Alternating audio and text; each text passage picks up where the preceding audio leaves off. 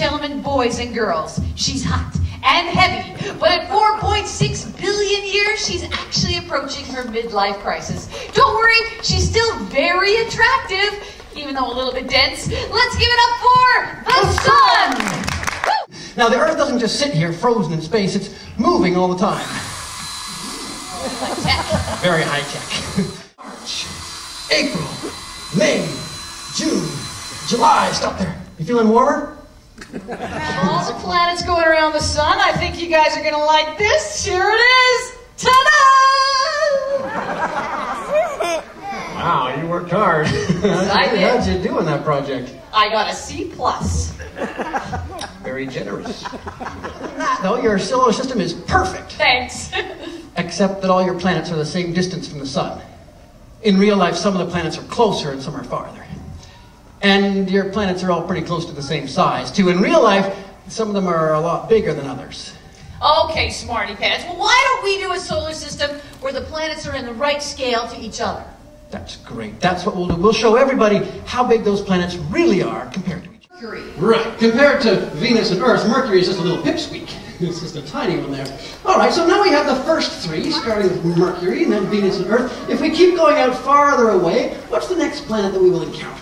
Well, the next planet out is the embarrassed planet. It's all red, probably because it's been mooned a couple of times. The next planet out is Mars. Mars! All right, you can see that Mars is bigger than Mercury, but it's smaller than Earth and Venus. Planet, we would find, Christy. The next planet is a gas giant. It's Jupiter!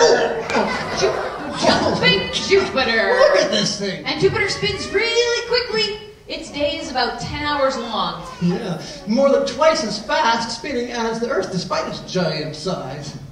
And another cool thing about Jupiter, well, we know that Earth has a moon, and we know Mars has 2 moons, and Jupiter has moons as well.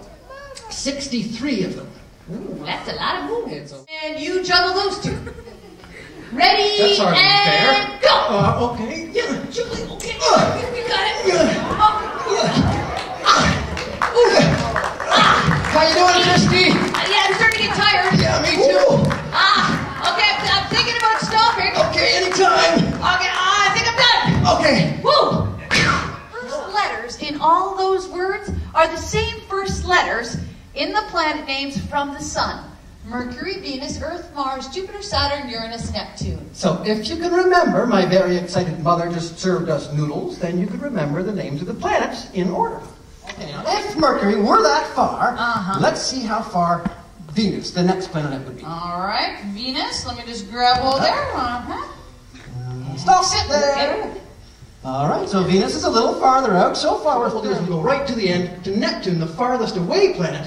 And let's find out how far that would be. So take that, step back, a little farther, a little farther, a little farther, farther. What?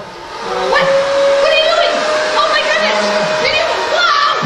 I can't believe it!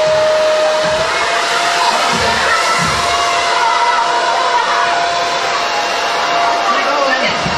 It's There we go. Wow! And that's how far away Neptune would be. If we stretched that out into one long line, we would find out how far Neptune is if the rocky planets were this far. If the Earth were a little ball like that, if the Earth were this big, the Sun would be much, much bigger. Wait, that's not the right Sun, I'm sorry. We have a bigger Maybe Sun. it's the one over if here. the Earth was this big, the Sun would be really big compared to it.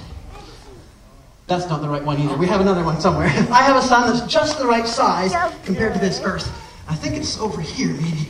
Oh yes, this is it. I found it. That's the one right there. The Sun is not a little bit bigger than the planets. The Sun is a lot bigger than the planets. Think of it. If the Sun was this big, it was 2.5 meters tall, here in the Science Center auditorium, Neptune would be that little ball, and it would be doing a giant circle 9 kilometers away.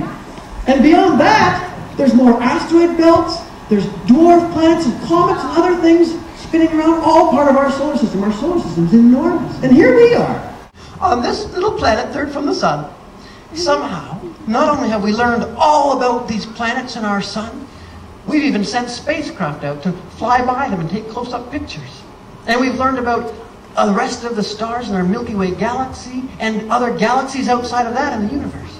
It's amazing how much human beings have managed to learn.